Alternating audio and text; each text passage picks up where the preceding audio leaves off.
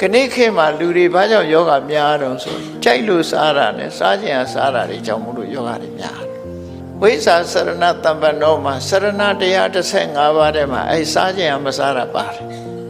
စားတဲ့နာတဲ့ပို့စားတာစားတဲ့နာတဲ့ပို့စားလို့ဟိုနာဖောင်းထွက်ဒီနာဖောင်းထွက်ကုန်တာပေါ့ပြီးတော့မှဝိချတာတွေဘာတွေရှောက်လုံးနေကြအစားရတဲ့ရှော့မှန်မှန်လေးစားသွားရင်ဘယ်လိုမှမဖြစ်ဘူးအပူတွေများသွားတယ်နော်အသက်အစီဖုံးတာတို့ဘာတို့အစီအိတ်တွေဖောက်ထုတ်ရတာတို့ဒါတွေကအစားလွန်လို့ဖြစ်တဲ့ကိစ္စတွေကြီးပဲလူတွေက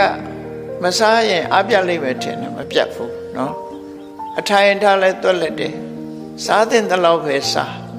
ကြိုက်လို့စားတာမဖြစ်နဲ့ကိုယ်နဲ့တော်တာကိုရွေးချယ်စားအဲ့ဒီလိုဟာကိုဘောဇနီမတ္တညုတာလို့ခေါ်တယ်သူက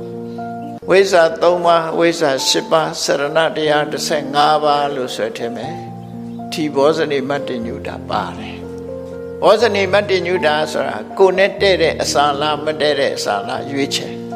ကိုယ်စားစွာရမယ့်အတိုင်းအတာကိုရွေးချယ်ဒီအတိုင်းအတာနှစ်ခုရွေးချယ်ဖို့လိုတယ်ပေါ့ကြိုက်လို့စားမှလားစားသင့်လို့စားတာလားဒီနှစ်ခုတည်းကြတော့ကြိုက်လို့စားတာမျိုးမဖြစ်စေသင့်ဘူးစားသင့်လို့စားတာအဲ့တော့ကိုယ်နဲ့တပ်ပရဖြစ်တဲ့အစားအစာကိုရှာကြံစားဆောင်အောင်အဲ့ဒါလို့နေထိုင်ခြင်းအပြင်လူဘဝကောင်းကျိုးချမ်းသာတွေရအောင်ကြိုးစားအားထုတ်နိုင်တယ်ကျမ်းမာမှုရရှိနိုင်တယ်လို့သူတို့ဆိုတယ်